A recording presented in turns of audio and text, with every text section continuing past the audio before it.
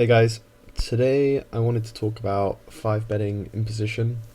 5 betting imposition is typically all in, and in the current games, um, it's going to have some very strong stack offs, and yeah, the ranges are pretty strong. So, what I wanted to do in this video is kind of briefly cover what 5 betting imposition looked like in the past and what it kind of looks like now. So, if we look at, in the past, bet sizes were a bit bigger, so opens were like 3x or 3.5x. 3 betting imposition was therefore even bigger because people were potting it, and it was a function of the open size. So you have a 3 bet to like 10 or 11 big blinds. Then the 4 bet would be like pot and then size down a bit, which is about a quarter of stack, 25 big blinds or 27 big blinds. And then you have the all-in for the whole stack, because you don't really have a bet size, which doesn't commit you post-flop. If you go to like 50, 52 big blinds, you're going to have a 104 big blinds in the middle with like 48 big blinds back, and even ace-king you just have to cry off with 2 overs versus like pocket jacks or whatever, even if you miss with ace-king. So yeah, the bet size is just typically all-in. Once 1/4 of the stack has gone in, or a little bit over a quarter of the stack. Whereas now, the open sizes are a bit smaller, so you have like min raises and 2.5x. And also, people aren't potting it in position anymore, so what you'll see is like a 2.5x 3-bet in position to a 3x relative to the open size. So yeah, I mean, you could see 3 bets as small as like 6 big blinds. Some people still pot it. I know that I still pot it in position, but I think I'm going to size down in the future. I've seen Doug Polk pot it in position in a 6-max game as well. So everything is still kind of viable, but due to the fact that it's a function of the open size, the 3 bets in position are generally smaller and less money is committed pre-flop. So yeah, once we see the 4-bet versus the smaller 3-bet, we see that we're looking at about 20 to 25 big blinds as the 4-bet. And then yeah, you'll notice if you compare this to the previous model that jamming 100 big blinds versus a 20 big blind 3-bet, like 20 big blind 4-bet, it just seems like a huge overshove. And because it's such a huge overshove, strategies like that aren't very pretty, clean, or like efficient. So but at the same time, like 5 betting in position to like 40 big blinds is still not that viable. The ranges will get very narrow, because the ranges are so narrow. If you 5-bet in position with not all in with aces, but you flat kings versus the 4-bet, then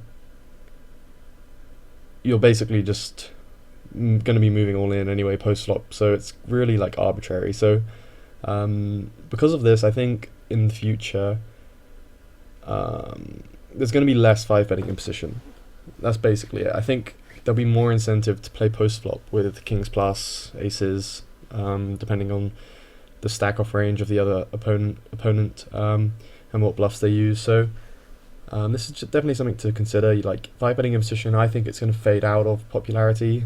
Even now, it's not that popular. People like to 3-bet call strong hands, and also because people are 3-betting more aggressively, it means they're more willing to like 3-bet in position small and then peel versus a small 4-bet with maybe playable suited broadways like king queen suited, ace queen suited, ace 10 suited, stuff like this. So yeah, if you jam kings plus and you're 3-bet calling the suited broadways like king queen and ace 10, ace jack, ace queen, then that range is going to be quite weak when you 3-bet call. So having the kings plus and the queens and ace king as a 3-bet call can definitely balance these out and give you more post-flop playability in your range. So these are all things to consider, but yeah, I think 3-bet calling with everything is going to be more viable from now and into the future. So yeah. And yeah, just a quick note, players aren't really making pre-flop stack off errors. Even down at the micros, people know which hands are worthy of stacking off with and which ones aren't. So in middle position and earlier, Kings plus is a pretty typical stack off hand, stack off range, and then in the cutoff and the button it'll be ace king and queens plus. So yeah, there's not really, you can't really outplay that. If people were 4-bet calling off ace queen, then yeah, you can attack that and start jamming some ace kings and you're printing money. But when they're stacking off so narrow, there's not much incentive to yeah, 5-bet jam a wide range against that. So yeah, let me just show you the maths behind it, because once we know that our structure is moving all in, all we have to do is make our opponent break even. So yeah, I'm just going to show you 2 quick simulations quickly. Yeah, predict your opponent's calling range. So the first example will be versus a kings plus stack off range, which is what people will be 4-bet calling in MP. And then you'll notice, well, I mean, I told myself before the video that I wouldn't show you exactly this, but I just did it.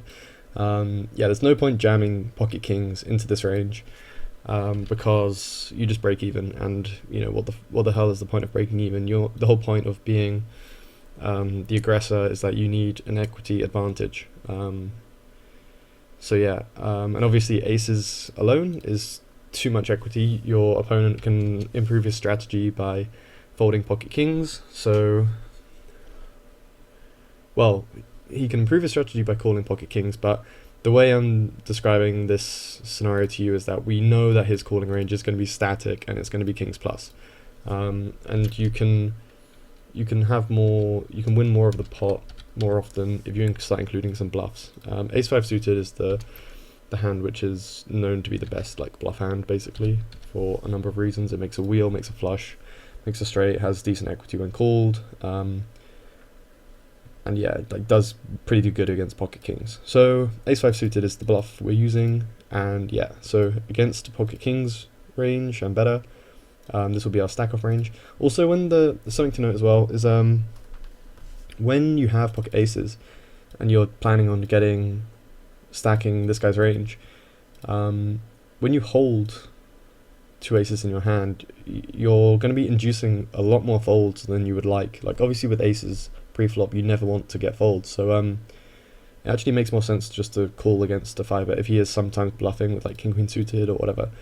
And if ace king is 4-bet folding, we smash ace king so hard that we should be willing to take a flop with it and just outplaying him post flop and letting him maybe c-bet bluff, maybe bluff off a stack, anything like that. So yeah, the blockers effect means you're more likely to get folds as well, which is pretty annoying, and opposite, and it's the opposite with ace 5 suited, because there's more aces left in the deck, so you're more likely to run into pocket aces. So obviously having one blocker is good, but yeah, it just means you're more likely to be called with your bluff than your value hand.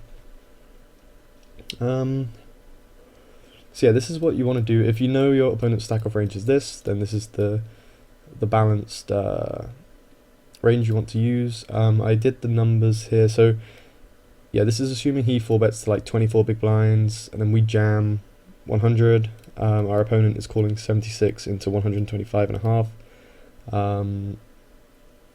which is something like this. I'll just show you quickly on the calculator.